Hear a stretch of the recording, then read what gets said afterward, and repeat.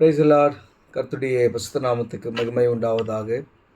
இன்றைய நாள் பொழுதிலே உங்கள் அனைவரும் சந்திப்பதிலே நான் மிகவும் மகிழ்ச்சி கொள்கிறேன். கர்த்தர் உங்களை ஆசீர்வதித்து உங்களை காக்க கடவர். எனக்கு அருமையானவர்களே, இன்றைய நாளுக்கான வேத வாக்கியம் 1 நாளாகமம் 19ஆம் அதிகாரம் 13ஆம் வசனம். இதிலே அதனுடைய பிற்பகுதியை மட்டுமே நாம் இன்றைய நாளுக்கான தியானத்துக்கு நாம் எடுத்திருக்கிறோம். அதில் அழகாக சொல்கிறாங்க, கர்த்தர் தமது பார்வைக்கு நலமானதை செய்வாராக.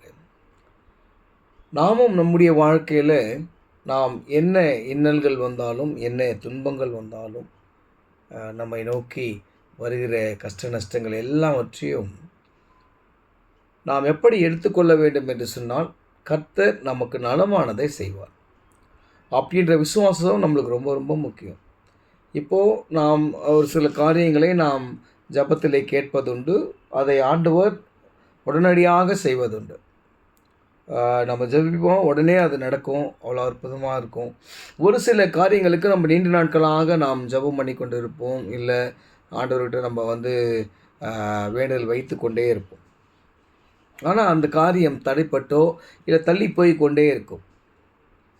அது நம்முடைய பார்வைக்கு நலமானதாக இருக்கும், ஆனால் கர்த்தருடைய பார்வைக்கு அது ஏதோ ஒரு நமக்கு அது வேணாம் அப்படின்ற மாதிரி கர்த்தர் முடிவு செய்திருப்பார். இன்றைக்கி இந்த வசனத்தில் பாருங்கள் சொன்னால், ஒருவருக்கு ஒருவர் ஒரு போருக்கு போகிறவங்க பேசிக்கிறதான ஒரு வந்தனான சாப்டர் இது. நான் என்னோட இப்போ சைடு பலத்து வந்தாங்கன்னா நீ எனக்கு உதவிக்குவான், உன்னோட சைடு வந்தால் நான் உனக்கு உதவி வரேன்னு சொல்லிட்டு ஒரு உடன்படிக்கை பண்ண வரும். அப்போ அவங்க சொல்கிறாங்க, நம்முடைய என்னத்துக்காக போகிறோம், நம்முடைய ஜனத்துக்காகவும் நம்முடைய தேவனுடைய பட்டணத்துக்காகவும் நம்ம என்ன பண்ண போகிறோம், போராட போகிறோம். அதனால் கர்த்தர் நமக்கு நலமானதை செய்வார். எனக்கு அருமையானவர்களே, இன்றைய வாழ்க்கையில் நாம் கூட அநேக போராட்டங்களை சந்திப்பதுண்டு.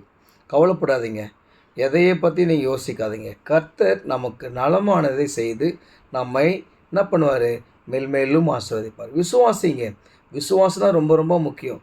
அந்த வார்த்தையை விசுவாசிங்க. கர்த்தர் எது செய்தாலும் நமக்கு நலமானதை செய்வார். கர்த்தர் பேரில் நான் நம்பிக்கையாக இருக்கிறேன், கர்த்தர் என்னை ஆசீர்வதித்து காக்க கடவர்னு சொல்லி அந்த விசுவாசத்தை பற்றி கொண்டு ஜபத்தில் உறுதியாக தைத்திருங்க. கர்த்தர் உங்களுக்கு நலமானதை செய்து உங்கள் வாழ்க்கையை உயர்த்த வல்லவராக இருக்கிறார், ஆசீர்வதிக்க வல்லவராக இருக்கிறார். அப்படி ஆசீர்வதித்து உங்களை பாதுகாக்க கிருபை செய்வாராக. ஆமென்.